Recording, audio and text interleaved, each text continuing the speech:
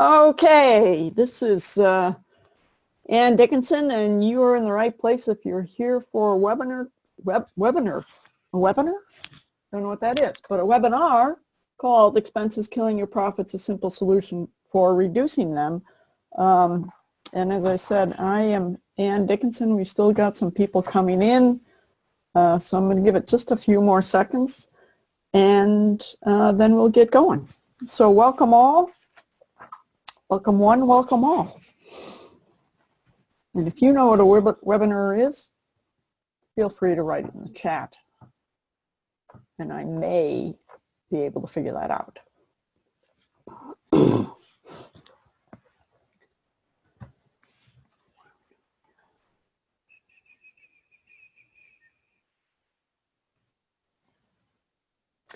All right.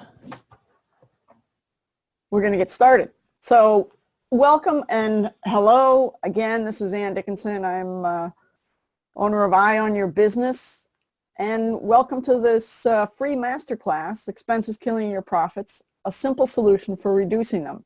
And I would be on video, but that's a little beyond my technological capability today. So we are just going to do a screen share. And I hope you're okay with that. At any rate, I want to take a minute to acknowledge your time and interest in learning this valuable information and applying it to how you run your business. Dealing with that crazy expense stuff and really getting a handle on how to manage them, it can be a pain in the butt. That said, doing it is essential. I mean, let's face it, this falls in the category of working on your business. And for many of us, myself included, it's not a favorite nor necessarily comfortable thing to do. So I applaud you for recognizing it as a requirement in owning a business and running a business. It is so easy to get caught up in working in your business and comfortable ignoring working on it to make it as healthy and profitable, excuse me, as it could be. And really in the process becoming the real CEO of your company and not just the person who perhaps started it or is now running it. So I want to start, if I can get the slideshow working. Come on, behave. With a few little tidbits about why me. Why am I giving this? Where did I come from? What planet did I come in from? And we will go from there. So I actually started my entrepreneurial journey in the 3rd grade as a youth when I baked and sold cookies door to door to earn money for my first bicycle.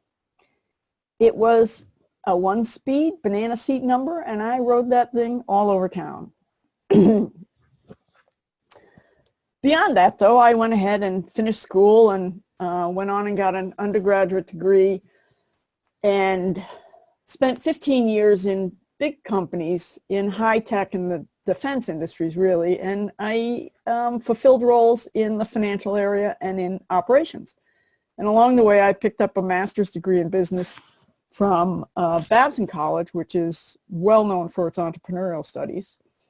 So after the big companies, I went to this small consulting firm called Claymore Partners Limited. And we were a little boutique firm, and we were brought into companies, failing companies, by the banks when businesses weren't paying off their loans. And we were brought in to analyze operations, to generate as much cash as possible, and to prepare the businesses for sale.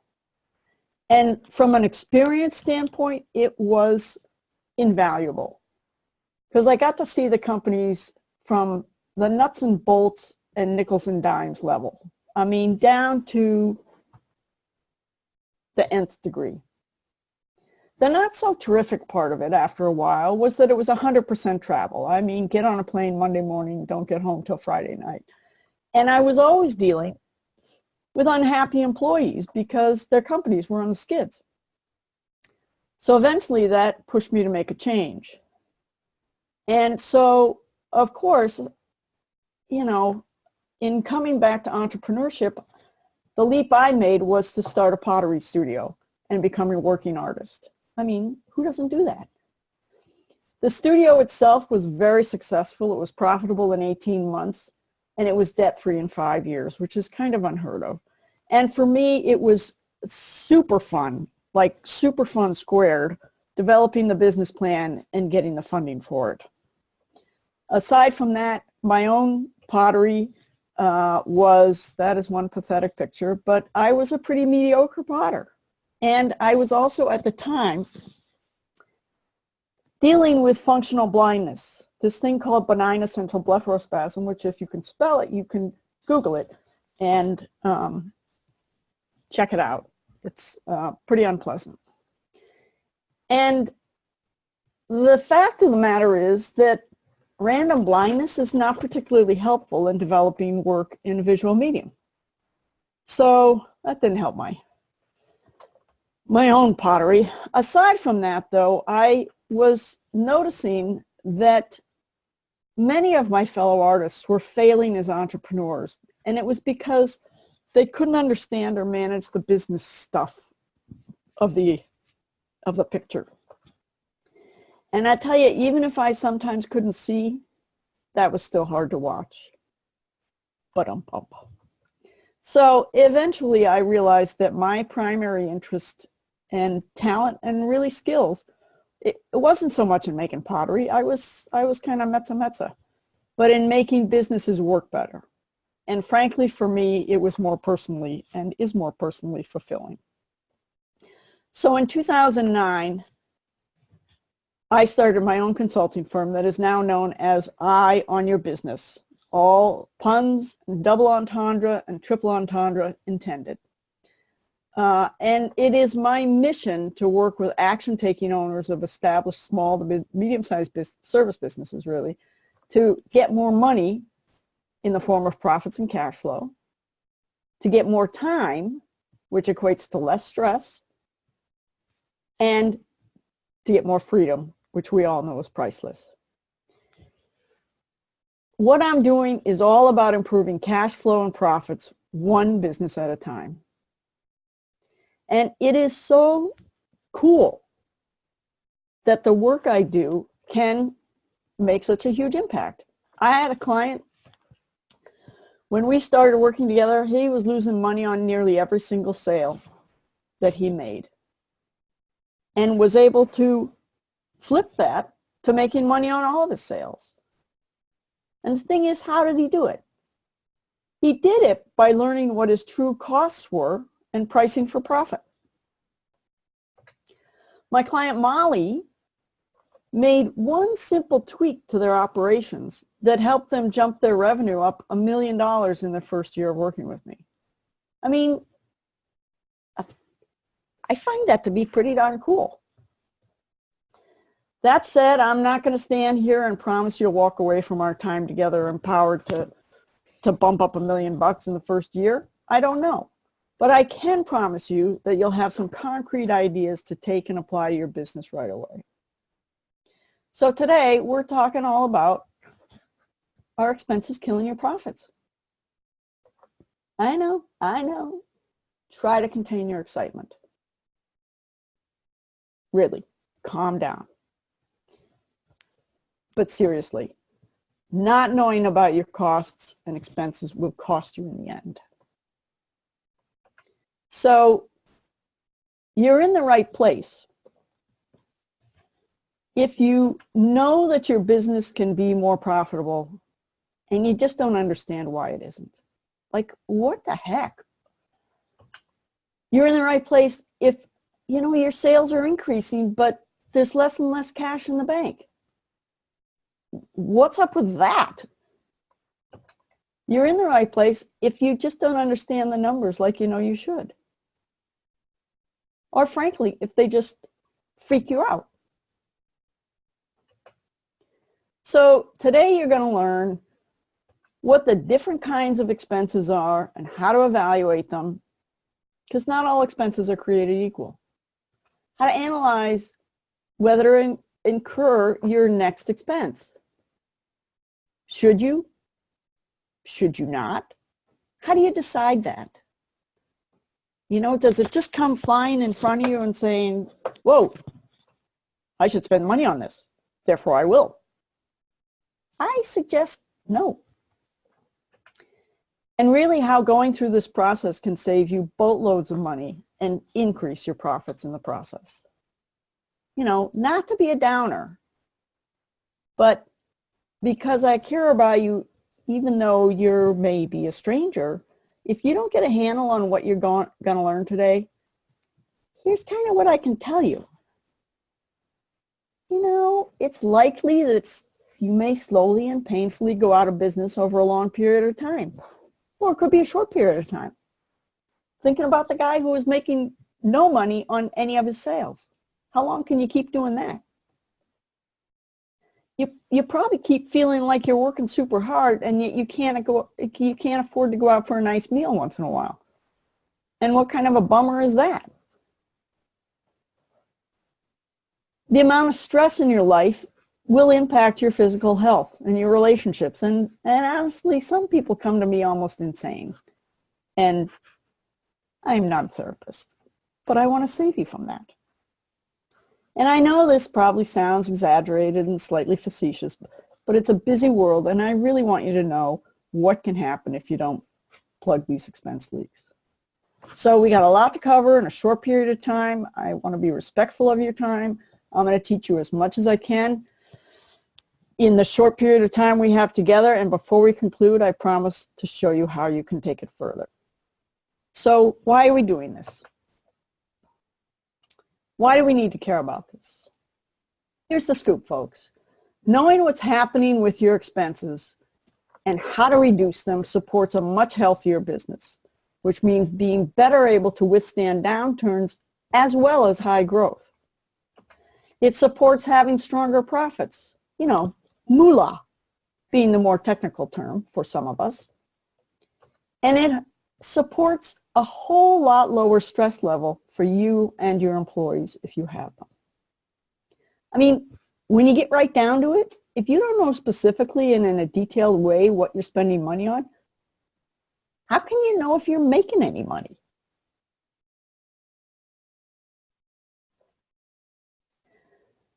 So to step back for a second, it turns out that all businesses share a lot in common. And this may sound simplistic, but it is a truth. All businesses involve products or services, processes, and people. Products, process, and people. Sure, there's a different subject matter. A law firm seems to look different than a landscaping firm. A coaching business is different than a roofing company. The puzzle pieces may differ in certain ways, but the overall business ingredients, sorry for sloppily mixing my metaphors, have many similarities. And a truth for all gets to one of my core philosophies. And that is that most business consultants think that viewing a company from just the 30,000-foot level is enough to make changes, right as you're going out the plane. But that really doesn't work. I know you need to have both a 30,000-foot and a 3-foot view. And as I like to say and live by, if I know how it's built, I can fix it. So let's talk expenses, because that's what we're here for, and it's fun for me. Alrighty, let's start with what kinds of expenses or costs are there in a business? You know, those things you have to pay for, bills,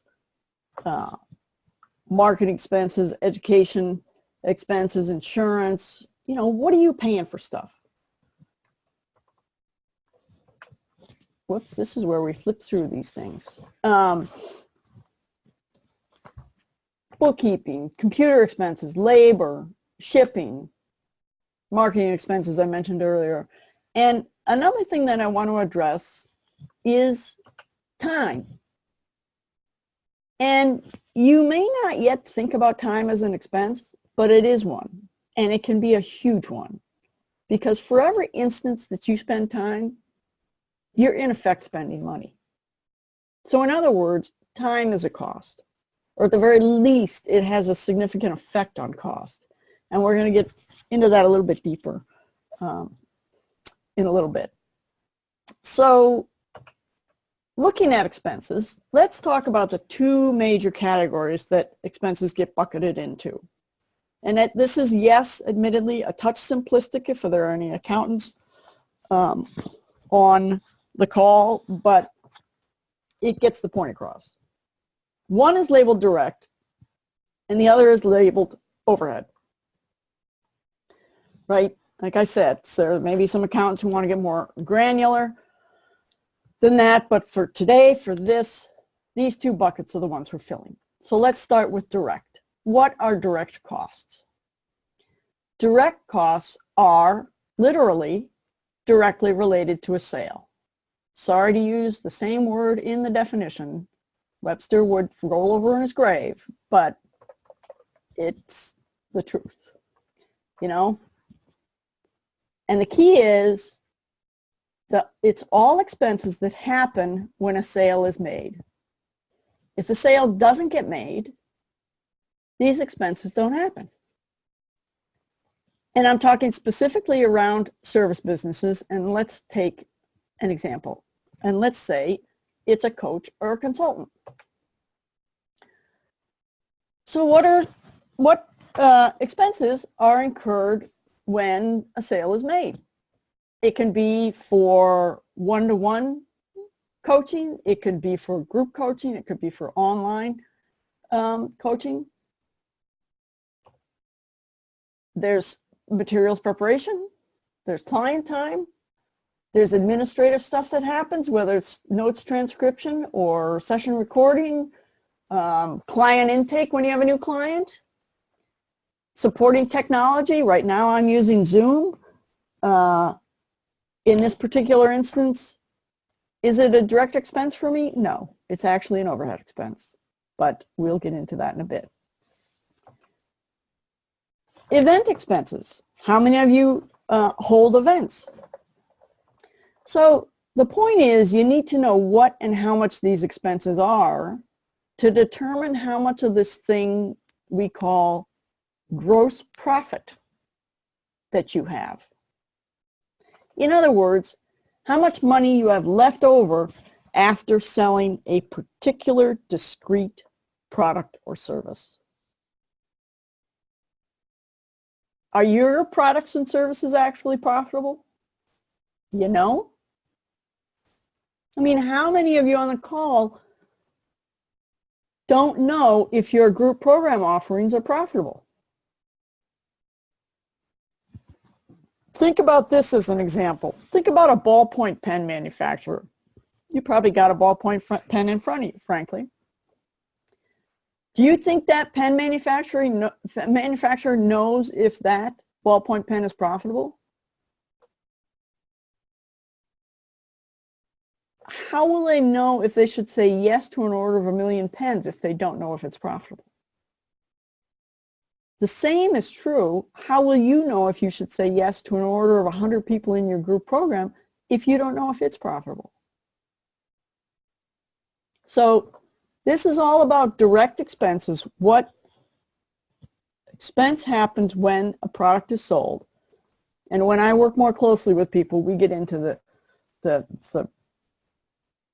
details, the weeds, whatever you want to call it, into the nitty-gritty of this to really understand what are the costs. In fact, I had a call with a client recently and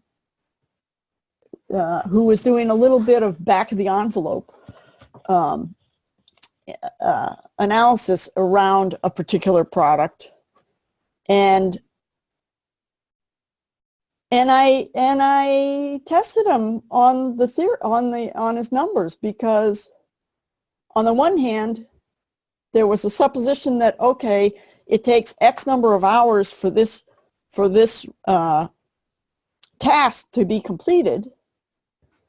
So say it's 10 hours and an employee has 160 hours in a month to get something done. And I said, okay, great, then they can handle 16 clients. Well, well, no, not really, because they'd go stir crazy. Okay, then even if it gets done in 10 hours, it's really not 10 hours. If they can only handle 8 clients, then it's 20 hours in effect. So it's about testing these things. As to retreats and events, my client Sarah holds retreats twice a year. And she was capturing all those costs, but they weren't organized into direct. Things like the cost for the venue, the food, the admin support for the event. They don't happen if that event doesn't take place. So they really belong in the direct bucket so that you can analyze things more effectively. Because then the direct bucket is used to understand where your gross margins are, which we go into really extensively when I work more closely with people. But for today, I want you to understand that cost organization, that is the accurate categorization of those damn numbers, is an important piece of providing actionable information in improving the health of your business. And what I want from my clients is information that they can use and depend on to make better forward-thinking decisions. So if things are categorized, why does it matter? It matters because it's about the relationship of cost to price. You know, does what it costs me to deliver my service in relation to what I charge for it, does that result in profits and cash and business health? If it doesn't, why not? And what can I do about it? Is it because the pricing's off? Is it because the costs are out of whack? Is it a combination? Is it the costs aren't actually being recognized as being involved? Now, the bottom line is, for someone like Sarah who holds these events, if she spends more on her event than she makes, she's going to be out of business fast or slow. It's all painful. So you need to know your expenses to avoid this. But let's move on. Overhead. Right? We just did direct expenses. What expenses are related directly to the delivery, sale and delivery of product? Second type of expense is overhead. And overhead includes costs that happen whether you make a sale or not. What does it cost to keep the doors open, even if there are no sales? So we got a bunch of things here. You got rent, insurance, utilities, bookkeeping, telephone, things like Dropbox or Zoom or Infusionsoft. QuickBooks Online. These costs happen whether or not you make a single sale. And it's important to know what that money is being spent on and how much it adds up to monthly and annually. So these are two big categories of expenses, direct and overhead, and they're key to figuring out ways to increase your profits. So step one really is to understand these two key categories of expenses. And what I'd like you to do is just take a breath and take a moment and see if you can think of maybe 3 of your own expenses. Make them simple. You know, pick either direct or overhead, right? Direct, if you think of the pen, the direct could be the cartridge and I'm drawing a blank, but the clip and the clicker. You know, if they're overhead, it could be rent, insurance, and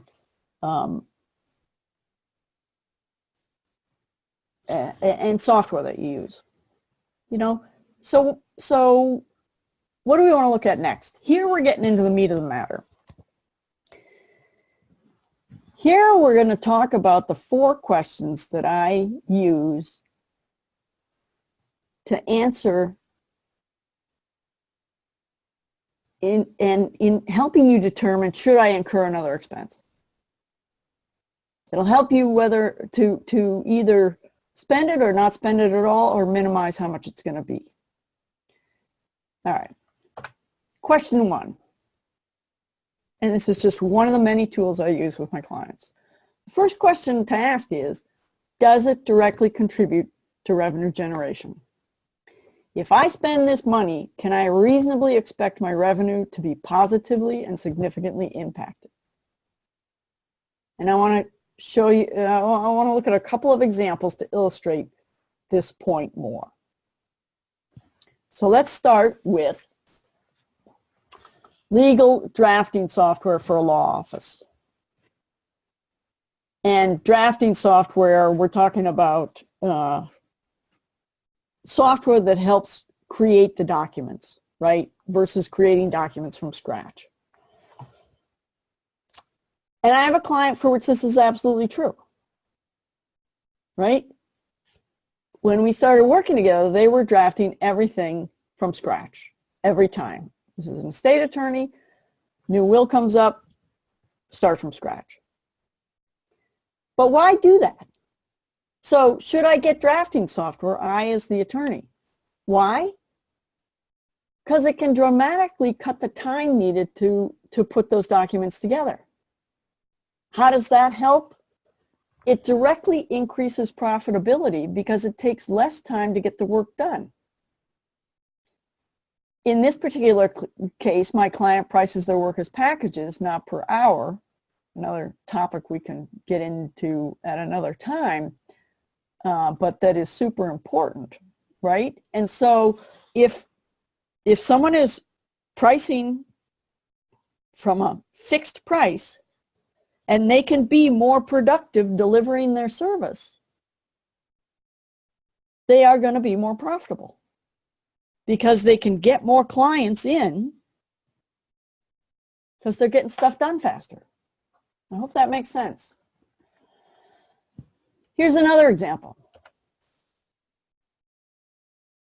After I answer these questions, does it directly contribute to revenue generation? Yes, it does. Because it increases productivity, it frees up time, so you can go after more clients and spend more time selling and marketing. Here's another example. What about getting a new company logo? Does that directly contribute to revenue generation? You know, it's nice to have, but the chances that it's going to directly result in new business is, okay, in my opinion, near zero. I'm not saying it doesn't have its place. I'm not saying it doesn't help in some ways, but does it directly contribute to revenue generation? Yeah, I'm thinking not. But how about this example? Whoops, hang on. Getting ahead of myself. Here's an example. I don't have a slide for it, but it boggles my mind so much that I need to share it with you. I had a client who hired a yoga teacher. This is a business that is does a ton of manual labor. And they hire a yoga teacher during work hours to conduct yoga classes. Not for a yoga studio, for employees actually of an environmental firm who do a ton of outdoor labor. And the thing is, it was during the standard day. So everyone was getting paid their hourly rate to take a yoga class, and the yoga teacher was also getting paid. I'm sorry, but this does not contribute to revenue generation.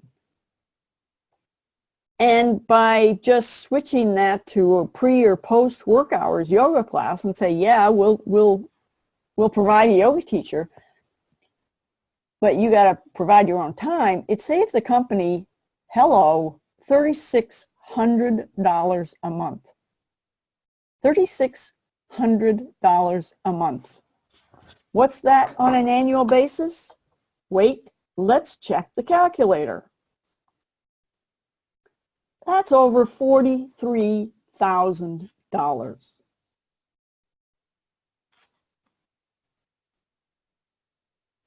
I'm still aghast that this was being done.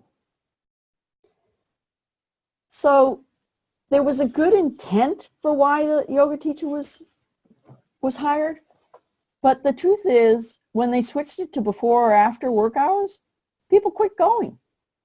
So they were saving even more because there was other work getting done. Now they do effective, simple stretching for 5 minutes or 10 minutes at the job site. So that's $40,000+ directly to the bottom line. I mean, this is like, it boggles my mind. So this is a key question. Does it directly contribute to revenue generation? And before we go on to the next question, I'd like you to take a moment now and think of a couple of your expenses and answer the question.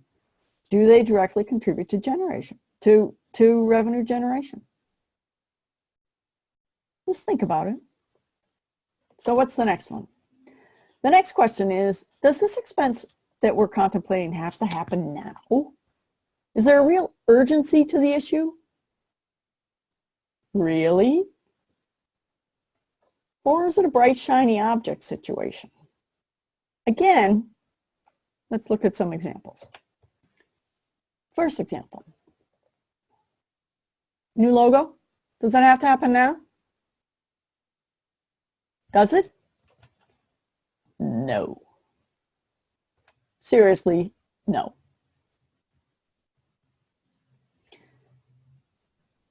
What about the drafting software? Does that have to happen now? You know, I could argue it either way, but I would argue on the side of have to, or will it make the business much more productive and effective if it does happen now? And I would say yes. Right? And the question is there crisis timing involved with this expenditure? You know, maybe not, but the sooner the better.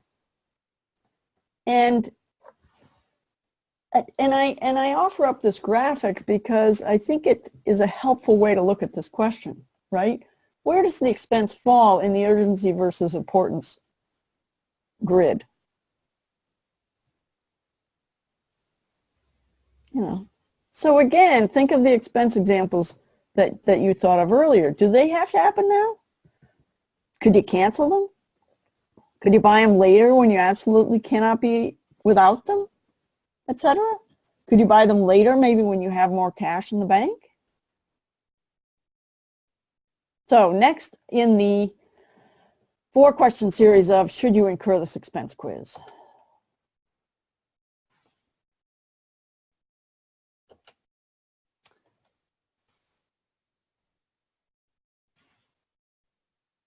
I don't know why that has a 4 up there. It should be a 3. And for those of you who caught that typo, you should go buy a lottery ticket. All right, so the question is, can the price be reduced? Instead of $4,000, for instance, for something, can you get the same thing, the exact same thing, for $3,000? This is about reducing the expense of the same item, right? So for instance, take a tractor for a farm. I know it's a little out there, but you know, for sure there's this is the model I should get because it has it fits all the criteria that I need, has all of the stuff I need to work my farm. Okay, fine. We're going to assume that's true for the sake of this example. And my question here is there a sale coming up that you can wait for to lower the price? Is there, you know, one available possibly that's used, that's the same thing, but already broken in? This gets a little sketchy, but can you lower the cash needed by leasing instead of buying, or finding a cheaper loan, or possibly going with a different model? Let's go back for a second to the legal drafting software we've looked at in previous questions. Can the cost be reduced? Again, maybe there's a sale on it once a year or every now and then. Maybe there's a different way to pay for it. Maybe there's a slightly different configuration that says, you know, do you really need that many user licenses? If you only have 2 people using it now, but you foresee having 10 people use it in a year, okay, fine. Great, get the 2 now, don't get the 10 now. You know, in all of these questions, you want to keep a tally, right? We've gone through 3 questions so far. Does it directly contribute to revenue generation, which I would submit is worth almost 2 questions. It's the most important. And I'll say that if that answer is yes, then move on and see where the answers go with the others. If the answer to that is no, go ahead and ask the others. But it's going to be tough to get to an overall yes, in my mind, if the answer to the first one is no. So it's, does it directly contribute to revenue generation? Does it have to happen now? All caps now? Can the cost be reduced? So there's one more question. And it is appropriately there with the number 4. And that is there a less costly way to achieve the same result? Let me say that again. Is there a less costly way to achieve the same result? And in this context, I want you to keep in mind the basics of your business. There's product, process, and people. And this question goes to, how can we achieve the same end result at a lower cost than the item we're currently considering purchasing? Indeed, can we? It's not about whether the thing goes on sale. It's about looking at the issue differently and solving it with a different, less costly solution. And I'm going to throw out kind of a wild example to get your thought process going, hopefully down the right path. So I talked about a tractor a bit ago, right?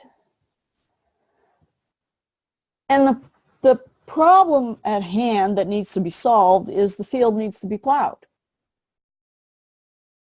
There are different ways to solve that problem. Maybe some aren't as practical, but they may all be worth at least considering.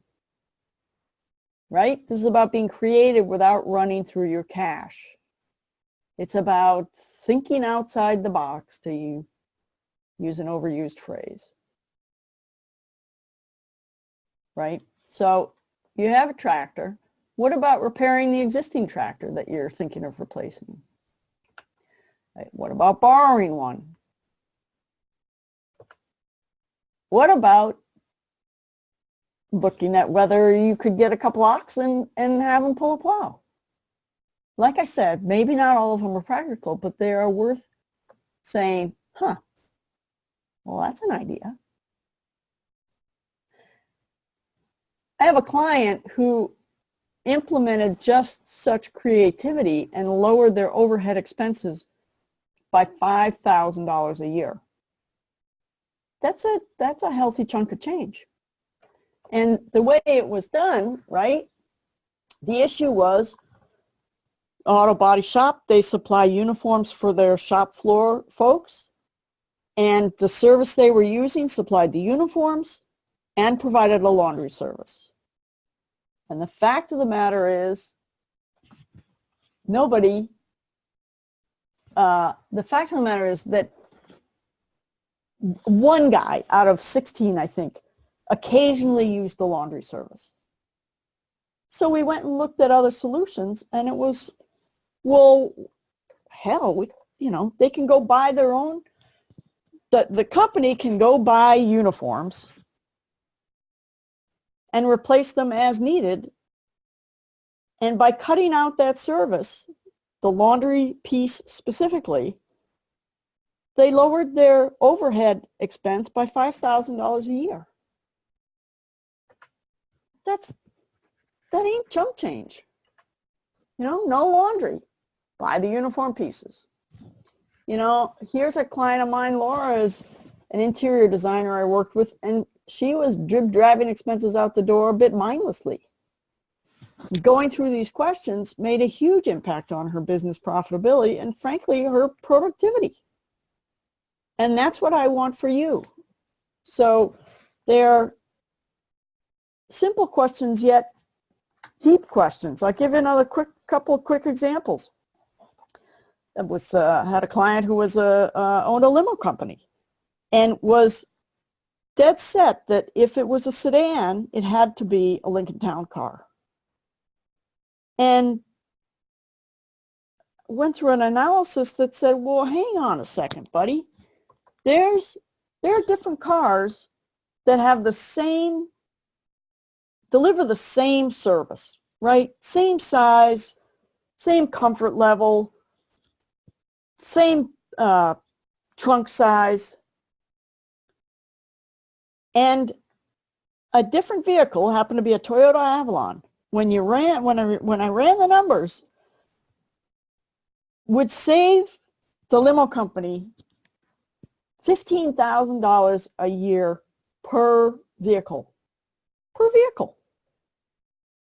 I mean, that's a wad of cash.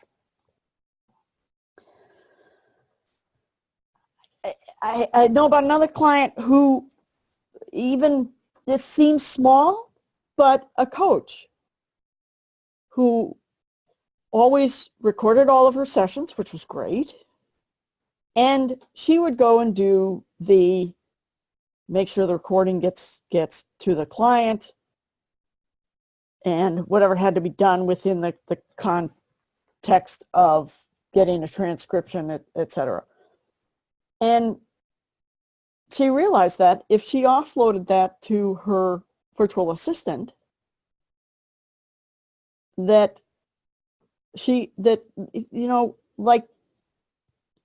there was substantial savings. It seems like a little thing, but it was 11 minutes per client, per session of her time that she could devote to other things. And where the VA is getting paid one wage and the coach herself a much higher one,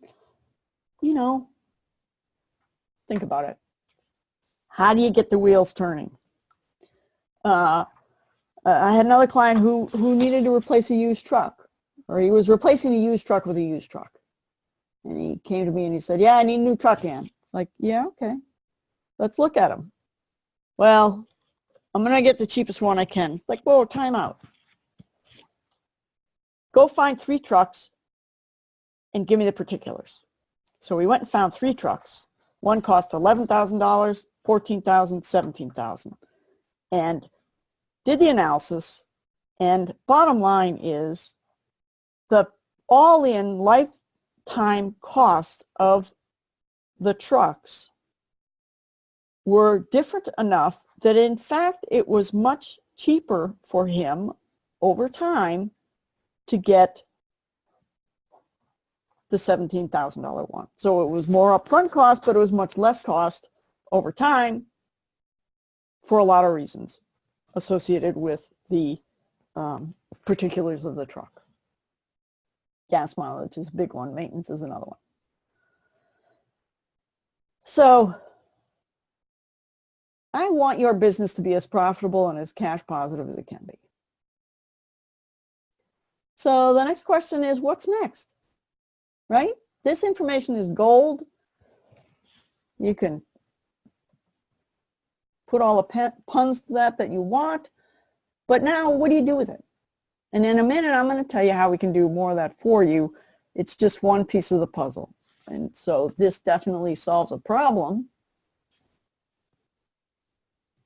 which is great, but there's still more needed to run your business most effectively. How do you save money? How to spend less? How to not be taken by surprise by your bank account? How do you feel more confident when you do spend something? That's a smart idea. And the ability to plan, right? So you save and you keep more. How do you improve the ability to plan? And get peace of mind that you're actually okay. When you go to bed at night, you're not going, oh man, I don't know what the crap. I have no idea if I'm underwater or not. So, remember how I said to you I wanted to give you the 4 key questions to manage your expenses so you can keep more money and give you as much as I could in the time that we have, which is why I'm talking fast. But that I also promised you that beyond that, once you've gotten a handle on your expenses, that I'd share with you how you could, learn how to increase your profit and continue to do things like reduce, like increase your cash flow, and how to help you feel like you have overall financial well-being in your business. This little webinar, we've given you a big stepping stone. And that is that no business can make enough money, or no business owner will feel a moment of peace of mind if they don't have a handle on your expenses. It's just the fact, Jack. But if that's the only thing you do, you still have issues around your money and your profit. So I hope you're glad to be on the call to learn this stuff. And I'd be remiss if I didn't show you what else there is to do, because it's a little bit like giving you the first step in a stairwell or the first part of a bridge to financial well-being, and, like leaving you hanging on that unfinished bridge. So I'm going to share with you the full system we cover here at Eye on Your Business. There are 5 steps, and what you learned today is an integral part really to several of the steps. So here goes. Because I'd hate to leave you with just today and not teach you how to really go big on how to get your income right. So here goes. Step 1. I call it taking stock of where you are. It's about knowing, frankly, what you're reviewing, how to review it, and why the heck it matters. It's about those damn financial statements. Are yours up to date and actually in order? Do you know what they are? Do you know what they're called? Do you know the function of each? And most importantly, how do you use the information in them most effectively?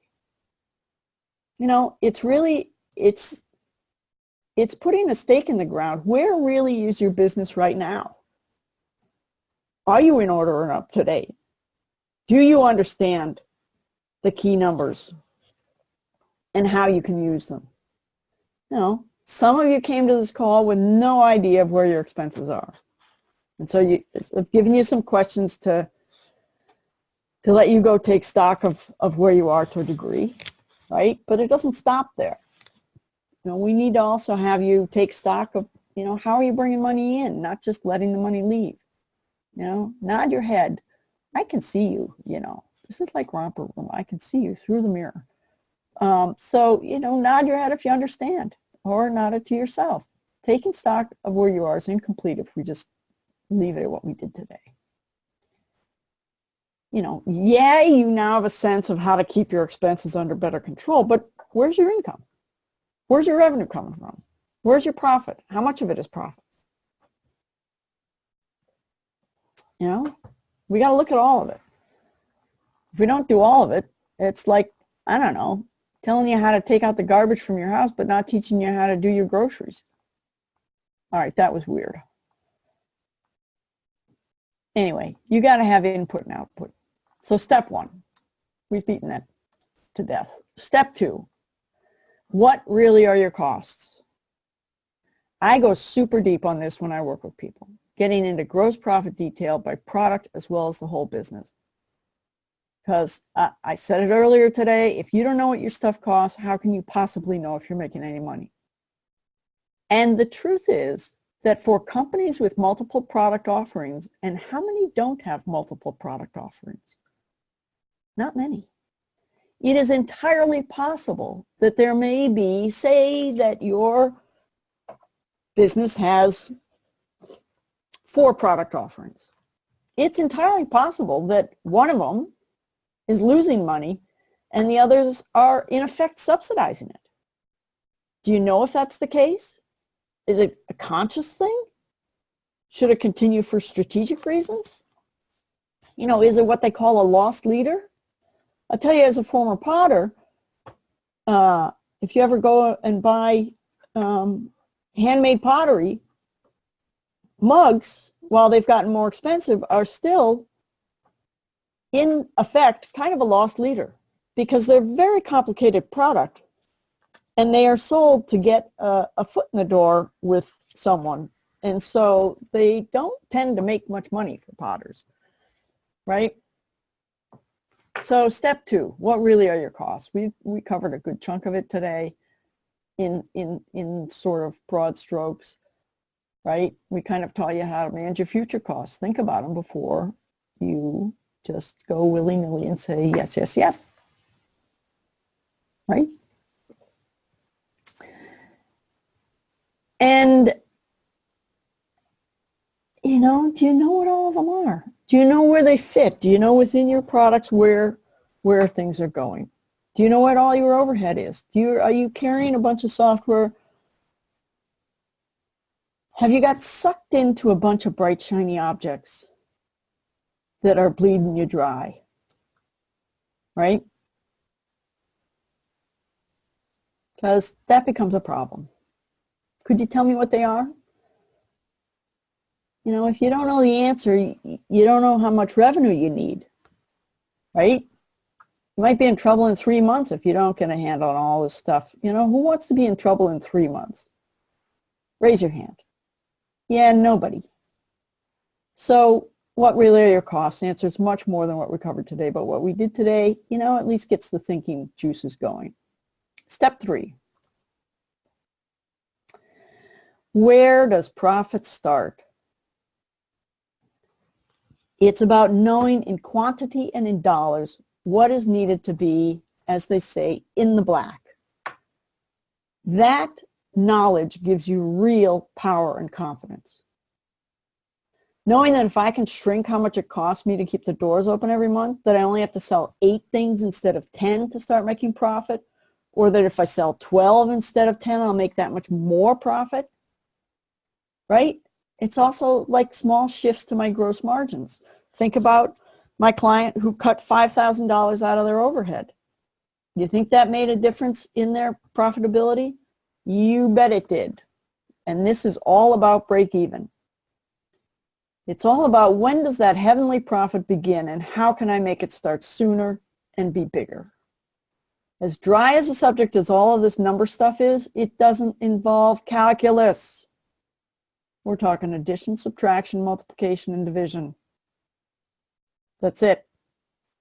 We're talking about taking little calculations and being able to use that information to your advantage, making small tweaks that lead to big improvements, right? Think about course correction in an airplane. Pilot's flying zippity-doo-dah down one course, makes a slight change to direction, and, you know, 20 minutes through the sky, and he or she is way different in a different place than they would have been had they not made that course correction. So where does profit start? It is critical. Step 4. Where can you look in your business for more profit? And this is about opening your eyes to new opportunities for adding revenue, for finding areas to lower expenses. This was a big piece of today. You know, hidden costs is a piece of this.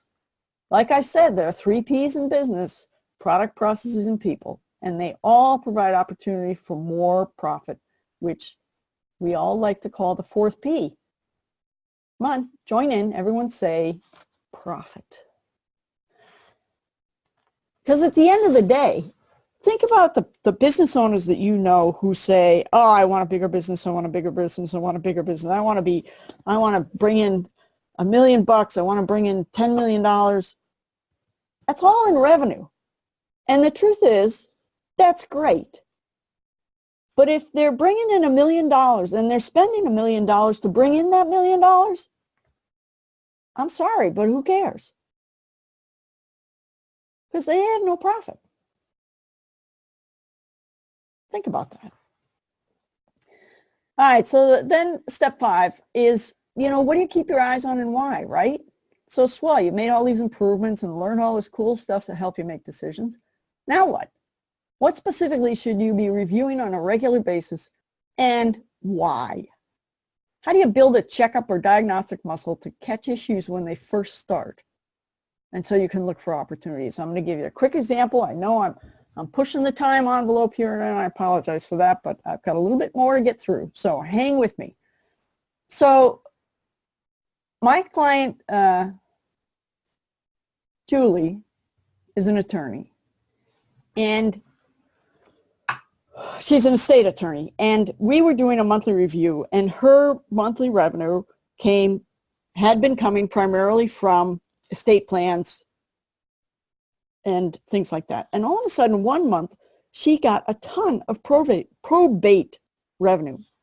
Well, and the question was immediately that I asked was, is this good stuff? And,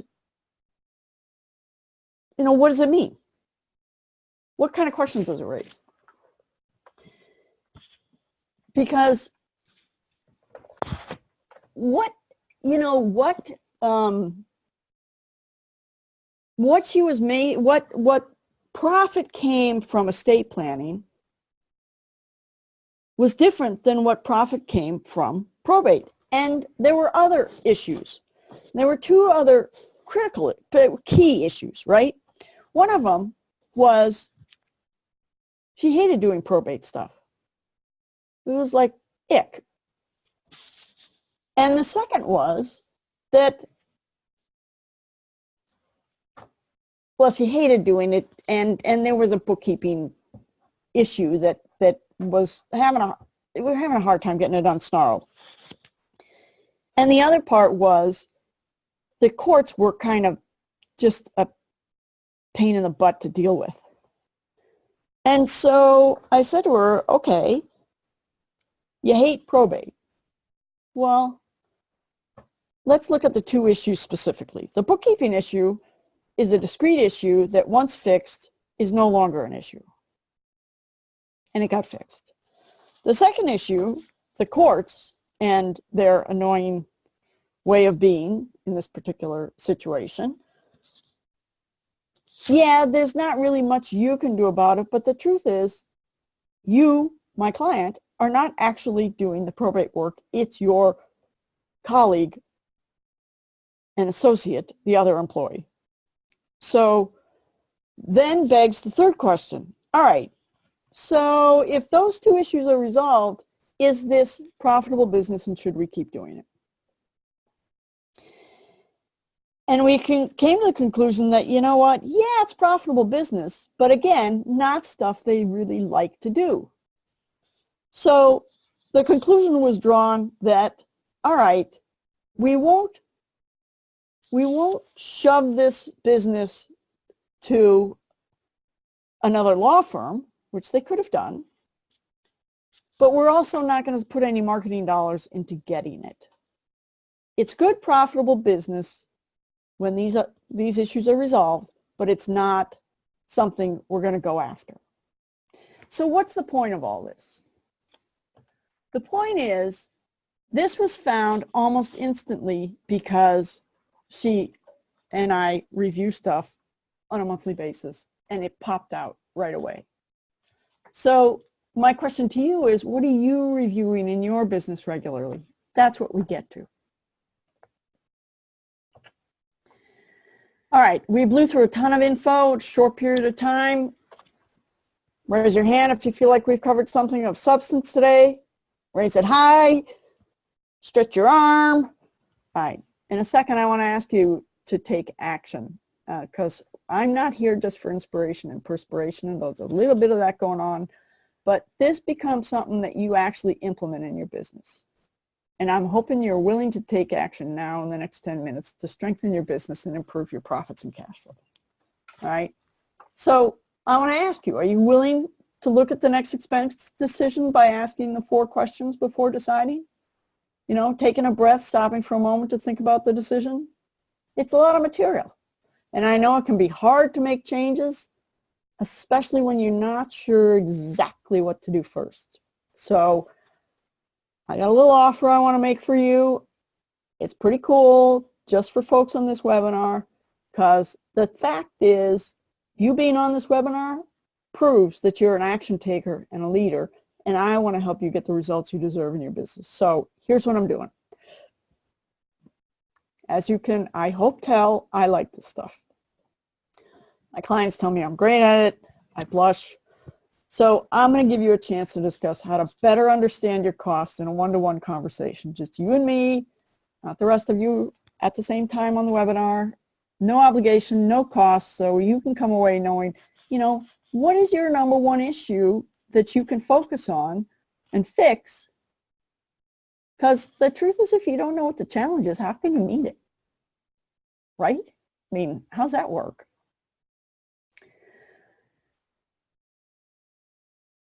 And this is just the beginning, right? Again, I applaud you loudly for being here. It's a lot to cover in a short period of time. It's your chance to say yes to continue this conversation and make it two-sided, and to understand and identify where costs are costing you and what you can do to fix the situation. I normally charge $500 for these sessions, but I want to give you a reward for being here. I'm gifting it at no cost today. I've got it, but it's on a first come, first serve basis. Let's face it. Everyone's busy. I'm busy. You're busy.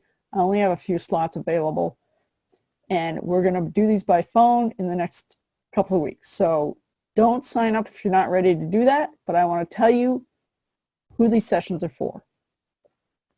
And real quick, don't worry, this is going to be a sales pitch. That is not, if I hope you can tell, is not my style. You know, if you do want to learn what it'd be like to work with me, we can certainly discuss that on the call. But my primary objective is to have you walk away understanding the biggest cost conundrum in your business and what you can do to fix it. So here's how this is going to go down. You go to www.keepmoremoneystrategycall.com and fill out the form. You're going to get an email with a link to my calendar, and make sure that you set that appointment within 3 days, or you can risk losing your spot just because we've got not a ton of time and a lot of people. And, you know, people actually forget to schedule. So make sure you do. And so real quick, this is who this strategy session is for, right? If you can say yes to these, to all of these, then go to www.keepmoremoneystrategycall.com, KEEPMOREMONEYSTRATEGYCALL.com. That's a mouthful. Today's talk really spoke to me. I don't want to settle. I want a business full of profit. If that's you, cool. I'm ready to have a frank conversation about my business and determine the best next action that will yield the biggest results. Great. I don't understand the numbers the way I know I should. You know, you may not feel great about that, but it's okay. It's okay. I know I need to do something, but I'm not sure exactly what. I don't know what I don't know. That's okay. I have an investing in myself mindset, and when I see I need help, I invest the time, energy, or money necessary to get the help I need. And finally, and equally important, I highly value this offer, and I fully commit to showing up for my strategy session ready to take action on the suggestions I receive. So we are a bit over time. I want to thank you for your attention and for being action takers and leaders and, you know, just fierce folks. It is indeed an honor spending time with you. So thank you. Have a great day, and looking forward to talking to you soon. Take care.